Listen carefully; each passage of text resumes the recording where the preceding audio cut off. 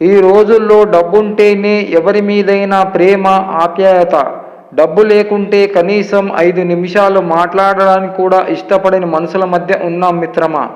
మగతనం అంటే మంచాలు విరగొట్టడం, కంచాలు ఖాళీ చెయ్యడం, తాగి తందనాలు ఆడడం కాదు రా బాయ్. ఎవడిని మోసము చేయకుండా కష్టపడి బ్రతకడం, ఎవడి చెడు కోరకుండా ఉండడం. అనుభవం ఎదిగిన ప్రాయాన్ని బట్టి రాదు, తగిలిన గాయాన్ని బట్టి వస్తుంది.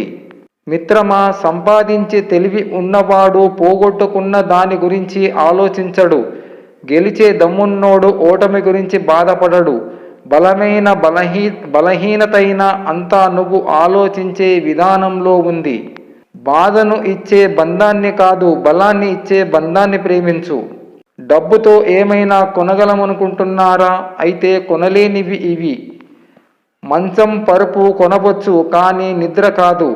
గడియారం కొనవచ్చు కానీ కాలం కాదు. మందులు కొనవచ్చు కానీ ఆరోగ్యం కాదు. భవంతులు కొనవచ్చు కానీ ఆత్మీయత కాదు. పుస్తకాలు కొనవచ్చు కానీ జ్ఞానం కాదు. పంచభక్ష పరమన్నాలు కొనవచ్చు కానీ జీర్ణశక్తిని కాదు. మనిషి బ్రతికుండగానే చంపేసే 2 బలమైన ఆయుధములు అనుమానం, అవమానం. బ్రతకంటే భోగం ఒకటే కాదు, త్యాగం కూడా. బ్రతుకంటే స్వార్థం ఒకటే కాదు, నిస్వార్థత కూడా. మానవత్వానికి మచ్చ తెచ్చే స్వార్థం ఎన్నటికీ ప్రశాంతతనివ్వదు. కారుణ్యం, దయ, పరోపకార భావన, త్యాగం ఇవే మనిషికి నిజమైన ఆభరణాలు. ఓ పక్షి మరణం బోయవానిని వాల్మీకిని చేసింది. ఓ శూర్పణఖ మాట రావణంతటి బుద్ధిశాలిని మూర్ఖుడిని చేసింది. మంచి చెడులనేవి ఆ పరిస్థితిలో మన ఆలోచననే బట్టే. మనల్ని ప్రేమించే వారి కోసం కాకపోయినా మనల్ని తక్కువగా, చులకనగా చూసే వారికి సమాధానం చెప్పడానికైనా నెగ్గాల్సిందే. నీ జీవితంలో నువ్వు మోసే బరువులు తగ్గిపోవాలనే కోరుకోవద్దు. వాటిని ఫేస్ చేయడానికి నీ మైండ్ స్ట్రాంగ్గా అవ్వాలని కోరుకో. ఏ బంధమైనా ముగిసిపోవడానికి కారణం సరిగా మాట్లాడలేకపోవడం, సరిగా అర్థం చేసుకోలేకపోవడమే. అనుభవంతో చెప్పిన మాటలను చులకనగా చూడవద్దు. రేపటి రోజున మీ జీవితంలో ఏదైనా ఎదురుదెబ్బ తగిలినప్పుడు మీ మాటలు మీకు అనుభవాలు అవుతాయి. నీ మాటకు, నీ సంకల్పానికి ఉన్న బలాన్ని తక్కువగా అంచనా వేసుకోకు. ఈ ప్రపంచంలో నీ సంకల్ప శక్తికి మించిన బలమైన ఆయుధం ఏదీ లేదు. ఓటమి, ఒంటరితనము ఈ 2 జీవితంలో చాలా నేర్పిస్తాయి. ఒకటి ఎలా గెలవాలి నేర్పిస్తే, ఇంకొకటి ఎవరిని నమ్మాలో, ఎలా బ్రతకాలో నేర్పిస్తుంది. ప్రకృతికి మించిన పాఠశాల, జీవితాన్ని మించిన పరీక్ష లేదు. జలపాతపు దారికి బండరాళ్ళు అడ్డు రాకపోతే సవ్యమైన శబ్దాలను మనం వినలేము. అలాగే జీవితంలో కష్టాలు అనుభవించకపోతే సుఖం యొక్క విలువను తెలుసుకోలేము. నేను సముద్రమంతా ఉప్పుతో నిండి ఉన్నా, ఆ ఉప్పులో నేను బ్రతుకుతూ ఉన్నా. ఆ ఉప్పు నాకు అంటకుండా నేను బ్రతుకుతాను, మీకు ఆహారం అవుతాను. దేవుడు నాకు ఇచ్చిన పని పూర్తి చేస్తాను. మీరు లోకంలో పాపం ఉందని తెలిసి కూడా దాన్ని అంటకుండా నాలా బ్రతకగలరా? ఇట్లు మీ పులస చేప సాక్ష్యం ఇచ్చింది. 100 సార్లు అవమానం, 1000 సార్లు సహనం. ఈ లెక్క దాటేదాకా ఆగు. అది దాటాక లెక్క పెట్టకు, ఇంకెవరిని లెక్క చెయ్యకు. గొప్ప లక్ష్యాన్ని కలిగి ఉండటములో ఉన్న ఆనందం గొప్ప సంపదలతో వచ్చే ఆనందానికి సమానం. మన విద్యా విధానం జీవించటానికి ఏం చెయ్యాలో చెబుతుంది, కానీ జీవించటం ఎలా అన్నది మనమే నేర్చుకోవాలి. మనల్ని అర్థము చేసుకోలేని వారు 1000 మంది మన పక్కనే ఉండటం కంటే మనల్ని అర్థం చేసుకున్న వారు ఒక్కరు మనకు దూరంగా ఉన్నా చాలు సంతోషమే. లోకంలో అతిపెద్ద ద్రోహం ఏంటో తెలుసా? అబద్ధపు ప్రేమ చూపి అదే నిజమైన ప్రేమ అని నమ్మించి మోసం చేయడమే. కోరికలు అనేవి మనసుకు సంతోషాన్ని ఇచ్చేలా ఉండాలి, కానీ మనశ్శాంతిని పాడు చేసేలా ఉండకూడదు.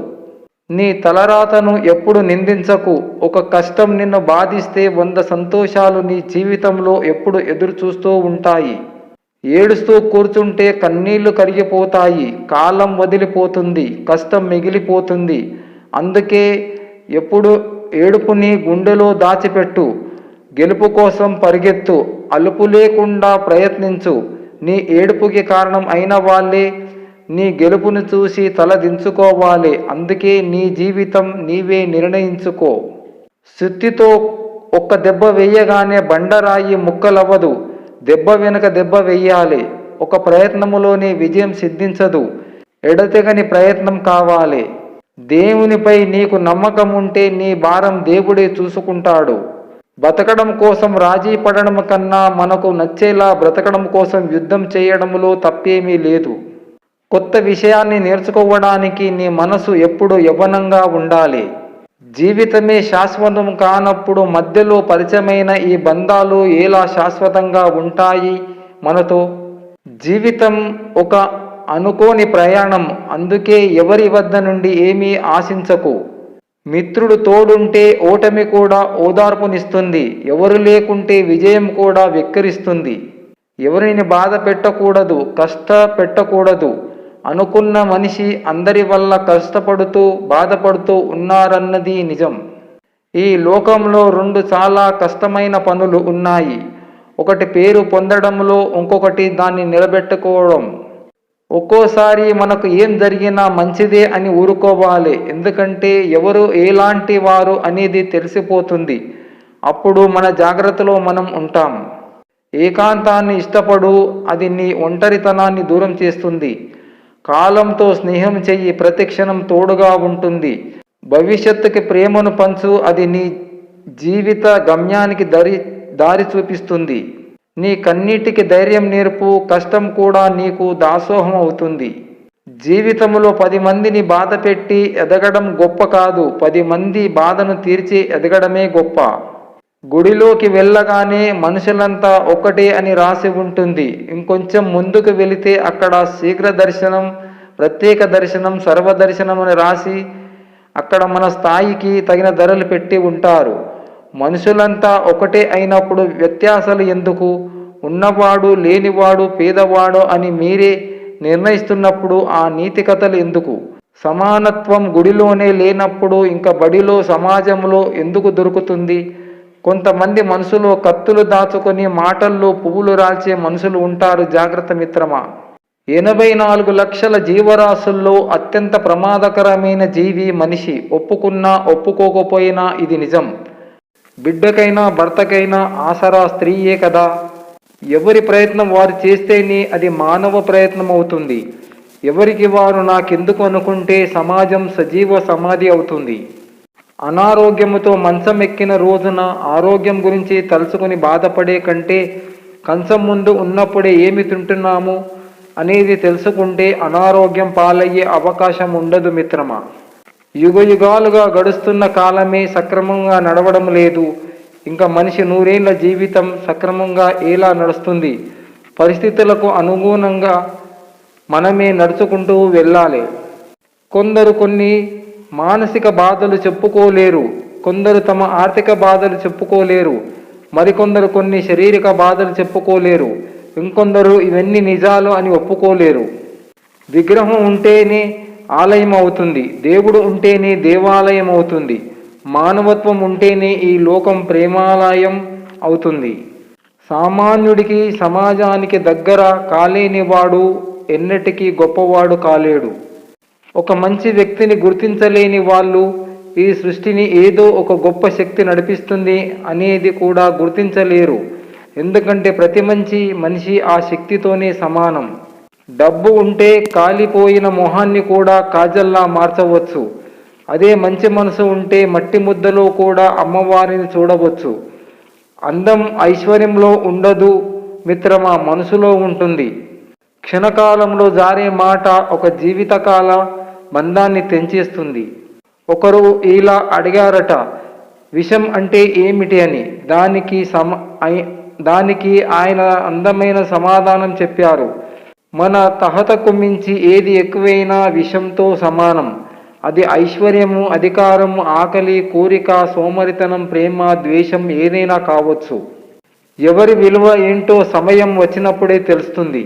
సున్నితమైన మనస్సు గలవారు త్వరగా బాధపడతారు, కానీ వారి అభిమానం, ప్రేమ చాలా స్వచ్ఛంగా ఉంటుంది. రోజు ప్రారంభంలో అనిపిస్తుంది ధనమే జీవితమని, సాయంత్రం ఇంటికి చేరినప్పుడు ప్రశాంతతే జీవితం అనిపిస్తుంది.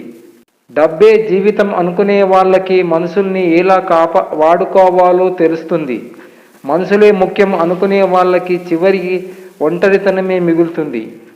మంచి జీవితం కోసం మనం చేయవలసిన పనులు, మంచి సూక్తులు, పూజించవలసిన తొలి దైవం తల్లిదండ్రులు, మంచి రోజు ఈరోజు, మంచి గుణం మన్నించే గుణం, నీలో రాకూడనిది విరక్తి, నీలో ఉండవలసినది ఓర్పు మంచి బుద్ధి, భయంకరమైన రోగం అత్యాశ, నీచమైనది ఈర్ష్య, నమ్మకూడనిది వదంతులు, ఆపదను తెచ్చేది అతివాగుడు, చెయ్యకూడనిది ద్రోహం, చెయ్యవలసినది సహాయం, వదిలివేయవలసినది వాదన, వదలకూడనిది స్నేహం, గుర్తించుకోవలసినది మనకు చేసిన మేలు. ఎవరి స్వార్థం వాళ్ళు చూసుకునే ఈ రోజుల్లో ప్రేమ ఉంది అనుకోవడం కూడా మన పిచ్చితనమే. మంచితనం మరణాయుధాల కన్నా ప్రమాదకరమైనది. మరణాయుధాలను ఆత్మరక్షణ కోసం పక్కన పెట్టుకోవాలి కానీ పరీక్షించాలి అని అనుకోకూడదు. ప్రాణం పోయే అవకాశం ఎక్కువ ఉంటుంది. మంచితనాన్ని చేతకానితనంగా భావించకూడదు. లక్షల రూపాయలు కట్నం ఇచ్చి మరి శిక్షలు అనుభవించే జీవిత ఖైదీ స్త్రీ మాత్రమే.